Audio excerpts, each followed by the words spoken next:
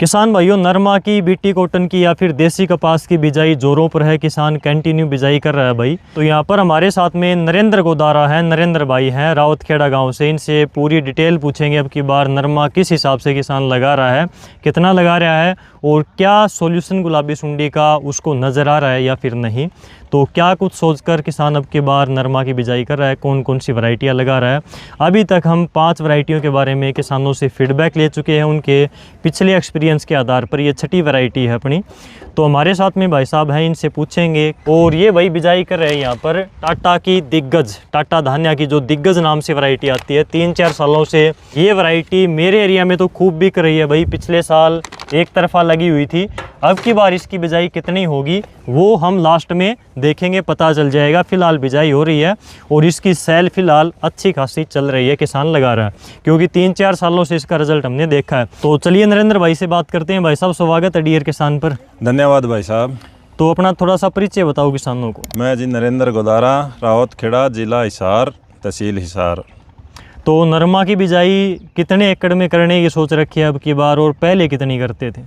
अब की बार तो जी 7-8 एकड़ में करेंगे और पहले लगभग 18-20 एकड़ में करते थे। 18-20 एकड़ से 7-8 एकड़ के ऊपर किसान पहुंचा है। तो इसके पीछे कहीं ना कहीं नरेंद्र भाई कोई तो वजह रही होगी। गुलाबी सुंडी जी, गुलाबी सुंडी। हर एक किसान के मुंह से एक ही वर्ड निकलता है, गुलाबी सुंडी, गुलाबी सुंडी। और ये सच्चाई है नरेंद्र भाई की गुलाबी सुंडी ने ही किसान को, नरमा के किसान को बैकफुट पर धकेला है। हाँ जी। गुलाबी सुंडी।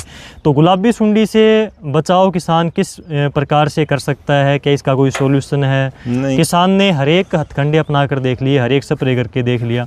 आपकी नज़र में कोई ऐसा तरीका जो गुलाबी सुंडी से किसान को बचा सकता हो? नहीं जी, कोई तरीका नहीं है। बस यही है, कम दिनों की वैरायटी लगाओ जी इसमें, जो कम से कम अवधि की हो ना वो। इसीलिए ये टाटा का दिग्गज लगा रहा हूँ जी। दिग्गज लगा रहे हो।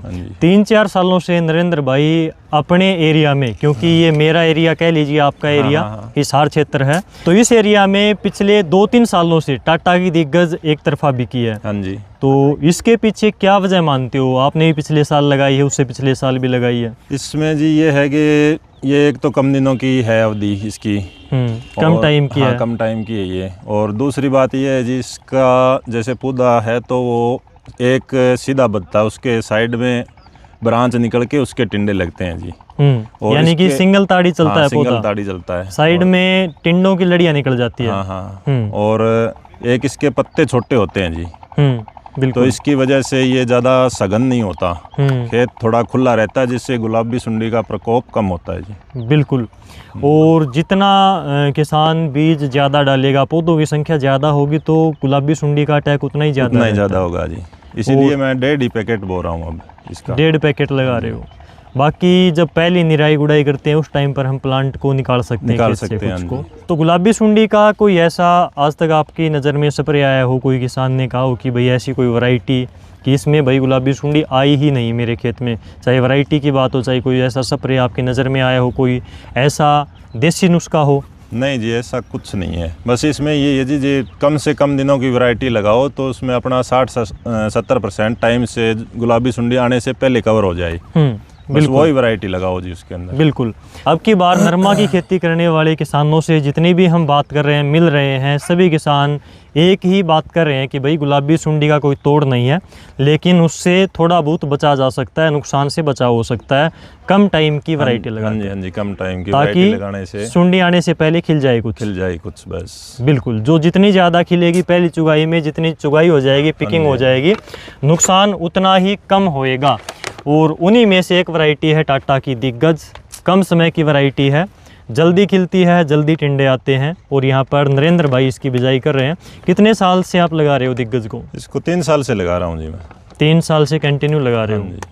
तो इस वैरायटी में ये चीज़ें इन्होंने नोट करी हैं भाई। छोटे पत्ते हैं, फैलाव इसका उतना ही है जितने इसके ऊपर टिंडे लगते हैं। एक जो इसकी मेन ब्रांच होती है उसमें से टिंडे वाली लड़ियाँ निकलती हैं। हाँ जी। और ज़्यादा खेत नहीं बढ़ता, टिंडे अच्छी खासी संख्या में लग जाते हैं। टिंडे अच्छी खासी संख्या में लगते हैं। कई जो नरमा की वैरायटियां हमने देखी हैं कि भाई उसमें पौधे तो बहुत बड़े बड़े होते हैं। अगर हाथ खड़ा करेंगे तो पौधा नहीं छू पाएंगे। काफ़ी वैरायटियां थी। पिछली बार 3-4 वैरायटियां अलग से लगाई थी मैंने, ट्राई करता हूं अब की बार। जैसे टाटा का दहाड़ भी आया, वो भी लगा रहा हूं मैं। अच्छा। 2-3 एकड़ में। तो उसमें पिछली बार जो और वैरायटियाँ लगाई था ना, उनमें फैलाव ज़्यादा था, उनकी हाइट ज़्यादा थी जी। और लास्ट में मौसम ख़राब होने की वजह से गिर गया था सारा नरमा, और शुरू के टिंडे सारे ख़त्म हो गए थे उसके अंदर। उनके पत्ते भी बड़े थे जी। बड़े पत्ते अगर हैं तो उसमें रस्ट उस कीटों का अटैक ज़्यादा होगा जी। गुलाबी सुंडी भी ज़्यादा आएगी उनमें, उसमें फंगस भी ज़्यादा आती है, टिंडों की सड़न वाली दिक्कत ज़्यादा आएगी क्योंकि हवा और धूप नहीं जा पाती उसमें डायरेक्ट। उसमें ये मानो मेरे 50% टिंडे आ चुके थे जी, तो वो सारे ख़त्म हो गए थे। नीचे नीचे का सब फाड़ खत्म था। पिछली बार बेमौसम बारिश भी ज़्यादा हुई थी, लास्ट बारिश ज़्यादा थी लास्ट में। बिल्कुल, तो ये चीज़ें हैं भाई जो आपको बेमौसम बारिश से गुलाबी सुंडी से थोड़ा बचा सकती हैं। कम टाइम की वैरायटी लगाओ। और ऐसी कोई वैरायटी नहीं है भाई साहब जो कह दे किसान को, ये कह दे भैया कि गुलाबी सुंडी इसमें नहीं आएगी। कंपनियों का ये सिर्फ एक चक्कर है जी, सीधा सा। ये इन्होंने बहुत बढ़िया बात कही है भाई, और हर किसान को हर किसान को इसके ऊपर अमल करना चाहिए। नरेंद्र भाई, मैंने तो ऐसे ऐसे लोग देखे सोशल मीडिया के ऊपर बोलते हुए कि ये वैरायटी लगाओ, हमारी गारंटी है सुंडी नहीं आएगी, इसमें आती ही नहीं है सुंडी, ऐसा बोल कर मैं 1-2 वैरायटी 3 वैरायटी एक्स्ट्रा इनके अलावा लगा के देखूंगा जी अब की बार भी, और उनका अगली बार आपको फीडबैक दोबारा दे देंगे। बिल्कुल बिल्कुल, मैं तो यही कहता हूँ भाई, कोई नई वैरायटी आती है तो चाहे उसका 1 पैकेट लगाओ, 2 पैकेट लगाओ, लेकिन थोड़े बहुत एरिया में लगा कर देखना चाहिए।